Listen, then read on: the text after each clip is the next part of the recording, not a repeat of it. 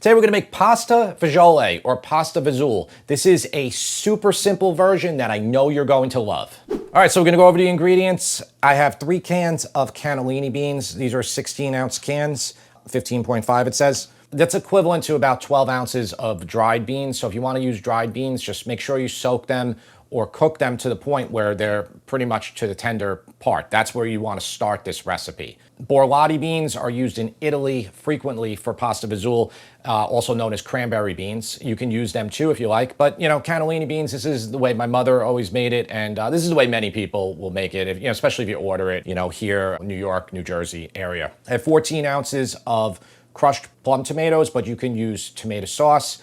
You can open up a standard 28-ounce can and use about half of it.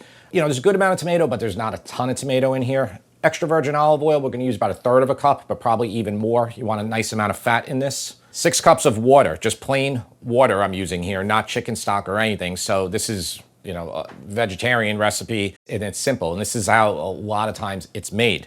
We have 2 cups or 260 grams of tubetti or ditalini. Tubetti, DeCecco calls it tubetti, but ditalini is what you're gonna see most of the time. And this is the most used pasta by far for pasta Fazool. Can you use small shells, little elbow macaroni? Absolutely. You know, you can use any small pasta you like. I have 1 medium onion that I diced. I have 10 cloves of garlic that are chopped. I'm making this just the way my mother would make it. So she would always just like kind of rough chop the garlic. So each piece is roughly the same size as a bean, you know, or your pasta. And the way we get them nice and golden and they cook in it, it makes it just absolutely delicious.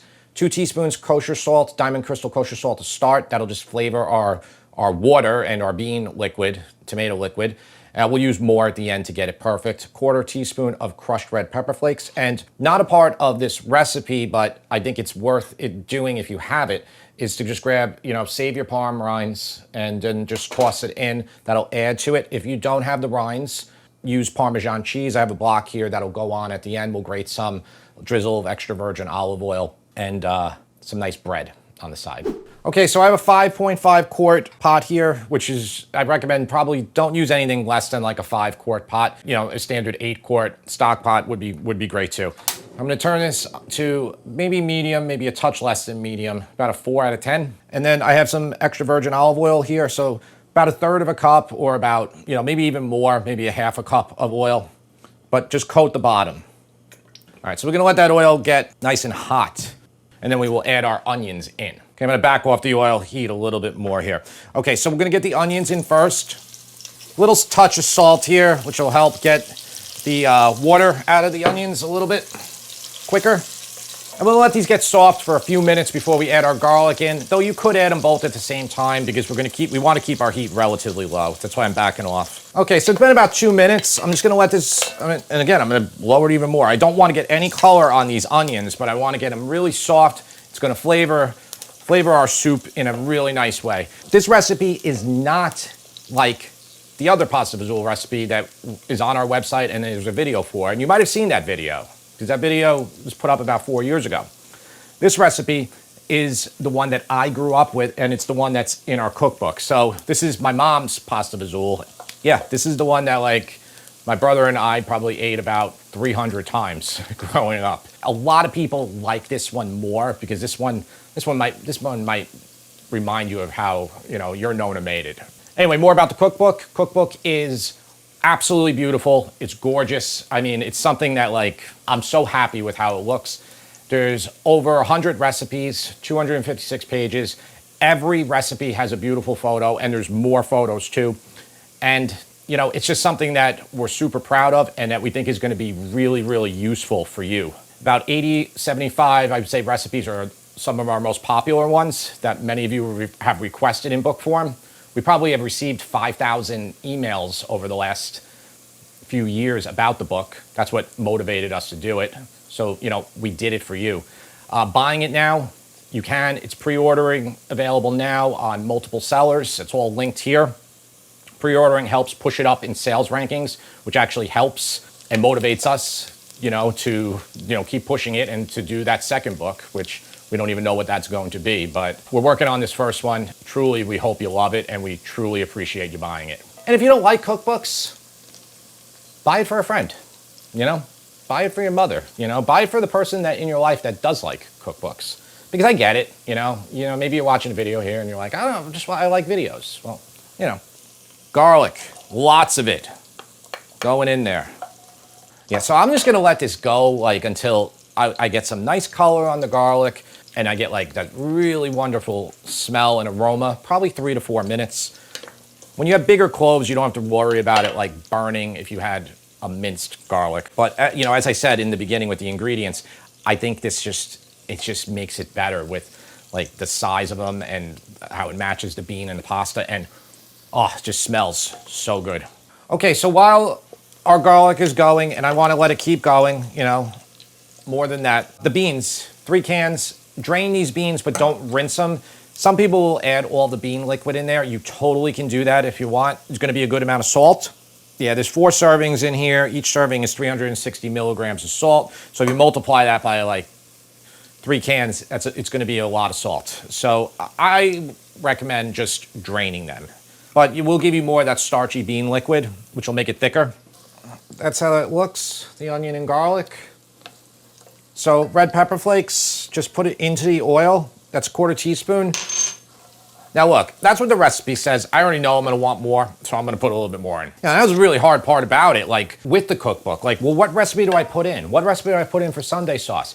I make all my food I make different every single time I make. I got like 700 chili recipes, you know, like it's always like what I'm in the mood for.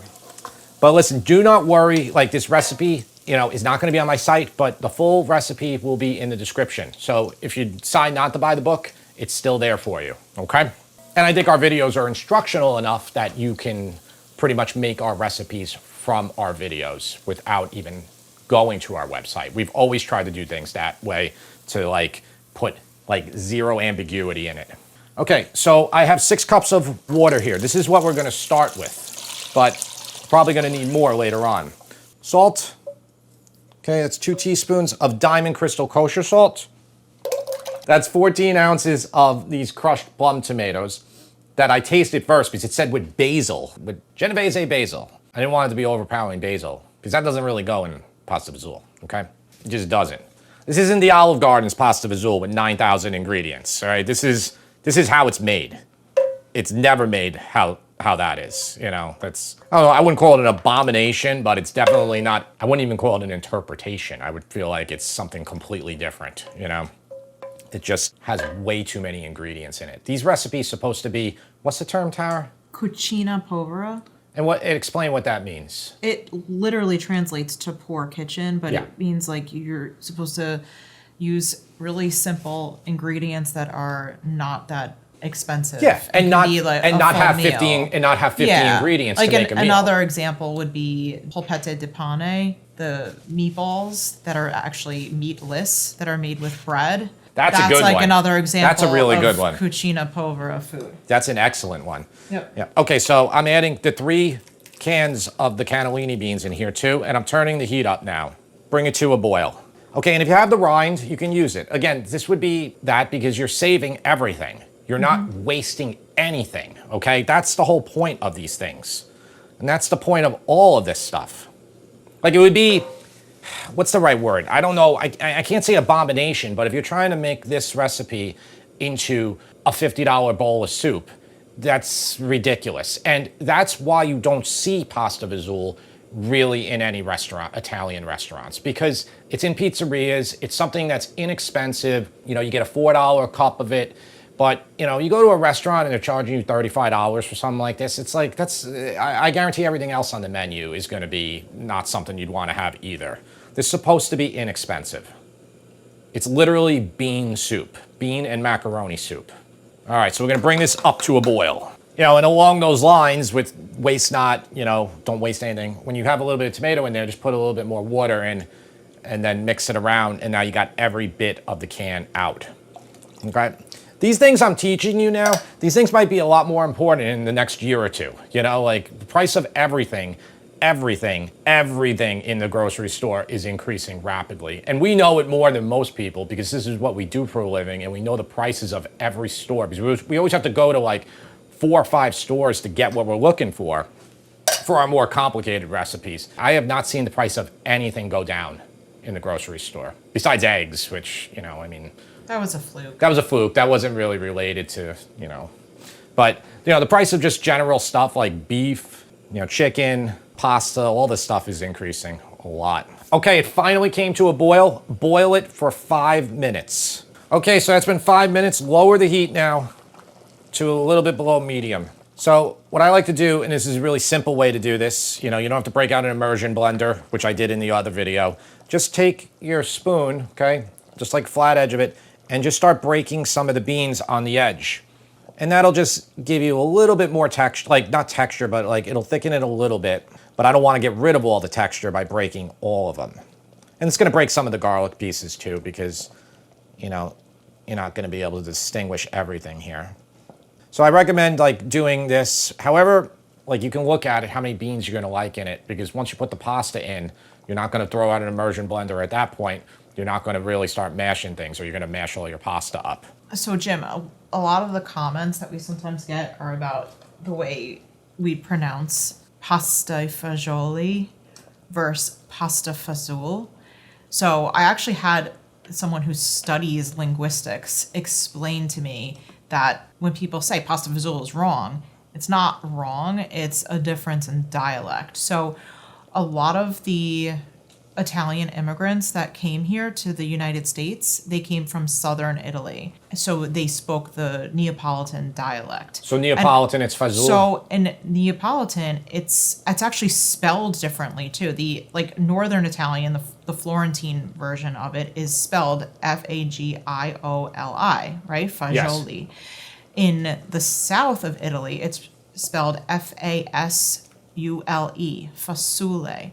So, and in Sicily, I think it's spelled even. Sicily, it's even more because we have a bunch of cookbooks from Sicily, yeah. And then I think it's completely different. Yeah. So those immigrants came from southern Italy here to the U.S. Yeah. to the Northeast, and they pronounced it fasule, and it eventually became Fazool. Yeah. So it's not incorrect the way that it's pronounced. It's a difference in dialect. But people write Fazool here.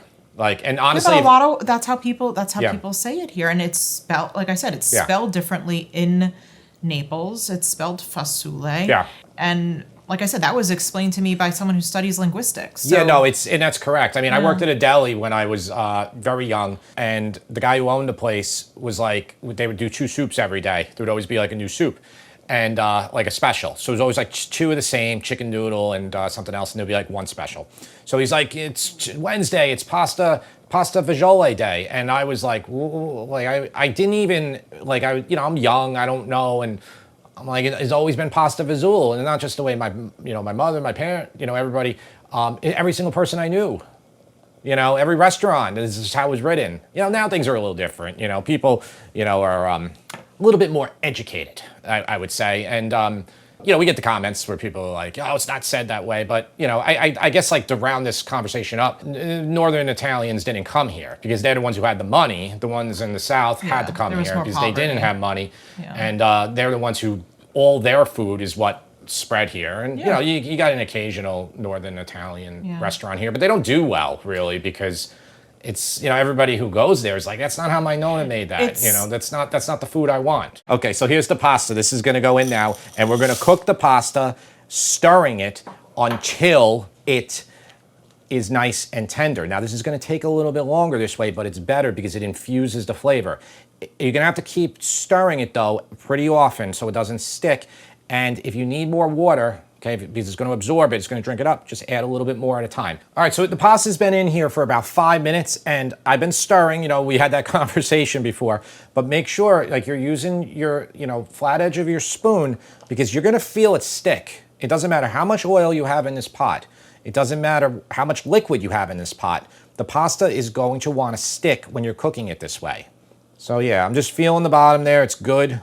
So the liquid itself, because the starch from the pasta is going to release, and obviously the beans, it's going to get thicker. I don't need to add liquid yet, but I might have to. And we'll go into it more at the end, but this is really a preference issue. Some people like this to be very thick First video I did, it was very thick, and some people like this to be super loose, like a soup. It's very easy to adjust to accommodate each person. The one other thing I didn't speak about, I'm cooking the pasta in here. So this means you're probably gonna need to eat, for your family, all this at the same time. If you're cooking for one and you wanna make this whole entire recipe, you can do your pasta on the side, you can just store it, and then you can just cook your liquid and your beans, and then you can add it in as you go. But it's not as good that way. It's never gonna be as good that way, and it's not how it's normally done. It's done this way to basically, so the sauce and the flavor penetrates the pasta. It's an important thing. But again, restaurants most of the time are going to keep the pasta on the side because they need to, per order, they're going to put it in. So, not restaurants, pizzerias, You don't see this at restaurants. You can see the pasta is getting a little bit tender now. All right, so I'm just going to check one. It's a little hard right now, but maybe another minute or two. So I've been stirring the whole time, and that's what the 6 cups of liquid, kind of like where we're at. Okay, about there. Again, if you want it soupier, add more water. Say in the middle of the cooking process, or say you use more beans, more pasta, use hot water, because if you pour cold water in there, it's just gonna lower the temp a lot, and you're gonna have to wait for it to come back up. But we're good here. I like that consistency too, what we have here. I'm gonna turn the heat off.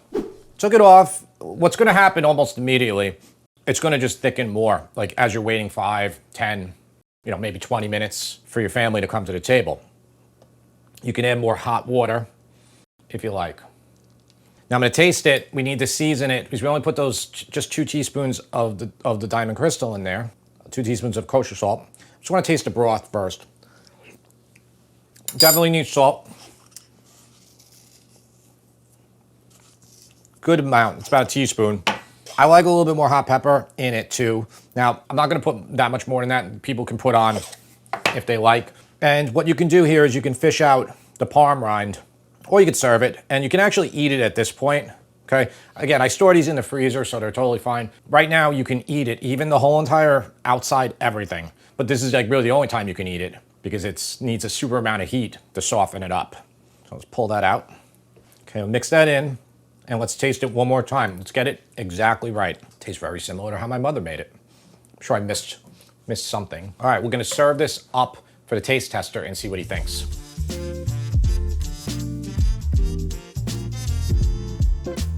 Okay, James is here for Grandma's pasta Fazool. I love this. You love this one? Okay, now, do you want cheese? Do you want hot red pepper? Do you want olive oil? I just want some cheese. You want cheese? Yeah.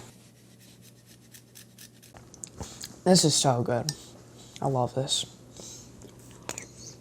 This tastes the way that she makes it when she makes it for us. Gotta make this more often.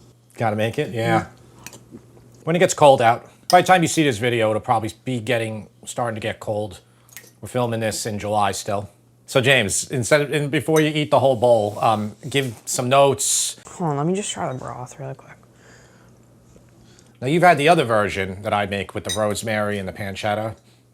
Both are really good. What did I give that one? Probably a 10. I don't think you didn't taste test that one. Oh, well, that one's probably a 10 too. And this one's a 10. It's a 10. Yeah. It's just Thank you.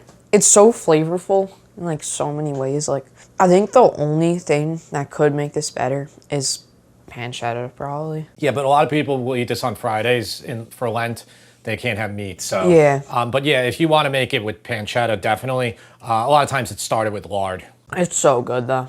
Everything in it. Yeah, so simple. Yeah. All right, listen, that's in the cookbook. I'm putting the recipe here for you though in the description. Thanks for watching, we appreciate it, and we will see you next time.